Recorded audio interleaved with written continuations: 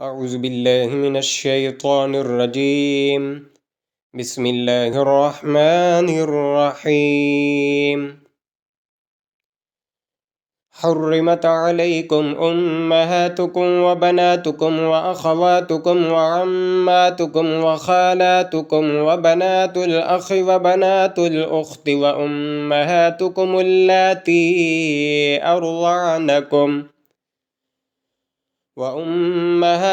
اللاتي أرضعنكم وأخواتكم من الرضاعة وأمهات نسائكم وربائبكم اللاتي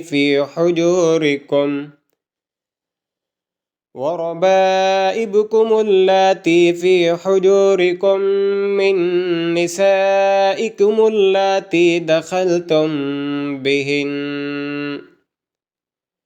فإن لم تكونوا دخلتم بهن فلا جناح عليكم، وحلائل أبنائكم الذين من أصلابكم، وأن تجمعوا بين الأختين إلا ما قد سلف، إن الله كان غفورا رحيما.